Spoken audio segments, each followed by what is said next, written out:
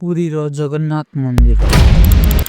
କାହିଁକି ମନ୍ଦିର ଉପରେ ଉଡ଼େନି ପକ୍ଷୀ? ମନ୍ଦିର ଭିତରେ ପ୍ରବେଶ କଲେ କାହିଁକି ସବୁ ଶବ୍ଦ ବନ୍ଦ ହେଇଯାଏ? ରଥଯାତ୍ରା କାହିଁକି କରାଯାଏ? ପୁରୀରେ କାହିଁକି ହେଲା ଜଗନ୍ନାଥ ମନ୍ଦିର? ଭଗବାନ ବିଷ୍ଣୁ କାହିଁକି ଏହି ରୂପ ନେଇଛନ୍ତି? ଆସନ୍ତୁ ଜାଣିବା ଏହି ଭିଡ଼ିଓ ମାଧ୍ୟମରେ। ସେ ସମୟରେ ପୃଥିବୀ ଥିଲା, କିନ୍ତୁ ପୃଥିବୀଟା ହୃଦୟ ଶୂନ୍ୟ ହୋଇଯାଇଥିଲା। ଧର୍ମ ଆସ୍ତେ ଆସ୍ତେ କମୁଥିଲା। ମନୁଷ୍ୟମାନେ ଭଗବାନଙ୍କୁ ଭୁଲି ଯାଉଥିଲେ।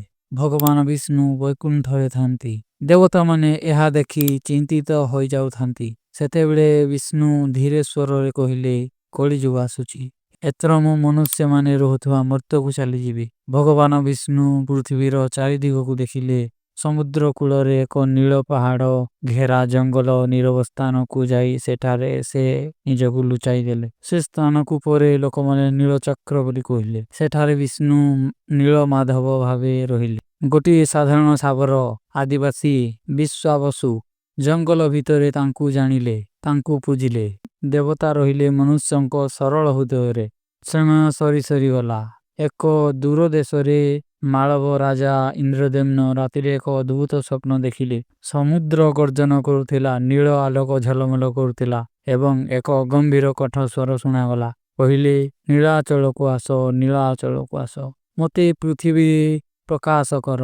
ସ୍ୱପ୍ନ ଭାଙ୍ଗିଗଲା, କିନ୍ତୁ ସେ କଣ୍ଠ ରାଜାଙ୍କ ହୃଦୟରେ ରହିଗଲା। ସେ ରାଜ୍ୟ, ସୁଖ, ଅହଙ୍କାର ସବୁ ଛାଡ଼ି ନୀଳାଚଳକୁ ଚାଲି ଆସିଲେ।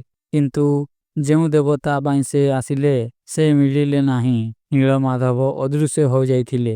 ରାଜା ଭାଙ୍ଗି ପଡ଼ିଲେ, ତପସ୍ୟା କଲେ, ଭୂମିରେ ପଡ଼ି ରହି କାନ୍ଦିଲେ। ସେତେବେଳେ ଆକାଶରୁ ସ୍ୱର ଶୁଭିଲା, ମୁଁ ଆକୃତିରେ ନୁହେଁ, ମୁଁ ତତ୍ତ୍ୱରେ ଆସିବି। ସେ ରାତିରେ ସମୁଦ୍ର ଅଶାନ୍ତ ହେଲା। ତରଙ୍ଗ ଭିତରୁ ଗୋଟିଏ ବଡ଼ କାଠ ଭାସି ଆସିଲା। ସେ କାଠ ସାଧାରଣ କାଠ ନୁହେଁ, ସେହି କାଠଟା ଦାରୁବ୍ରହ୍ମ। ରାଜା ବୁଝିଗଲେ, ଭଗବାନ ଆସିଛନ୍ତି, କିନ୍ତୁ ମନୁଷ୍ୟ ରୂପରେ ନୁହେଁ। ବିଶ୍ୱକର୍ମା ଆସିଲେ, କହିଲେ, ମୁଁ ମୂର୍ତ୍ତି ଗଢ଼ିବି। ଯେ ପର୍ଯ୍ୟନ୍ତ ମୁଁ ଗଢ଼ିକି ନ ସାରିଛି, ସେ ପର୍ଯ୍ୟନ୍ତ ଖୋଲିବ ନାହିଁ। ଯଦି ଖୋଲିଲ, ମୁଁ ଆଉ ସେତିକି ଅଟକି ଯିବି। ସେ ପର୍ଯ୍ୟନ୍ତ ଖୋଲିବ ନାହିଁ। ଯଦି ଖୋଲିଲ, ମୁଁ ଆଉ ସେତିକିରେ ଅଟକି ଯିବି, ଆଉ ଅଧା ଗଢ଼ା ହୋଇଯିବ। ଧୈର୍ଯ୍ୟ ମନୁଷ୍ୟର ସ୍ୱଭାବ ନୁହେଁ। ଦିନ ପରେ ଦିନ ଗଲା, ସପ୍ତାହ ବି ଚାଲିଗଲା, କିନ୍ତୁ ଶବ୍ଦ ହେଲା ନାହିଁ। ରାଜା ଧୈର୍ଯ୍ୟହରା ହୋଇ ଦରଜା ଖୋଲିଦେଲେ। ସେହି ମୁହୂର୍ତ୍ତରେ ବିଶ୍ୱକର୍ମା ଅଦୃଶ୍ୟ ହୋଇଗଲେ। ମୂର୍ତ୍ତି ରହିଗଲା ଅଧା ଗଢ଼ା।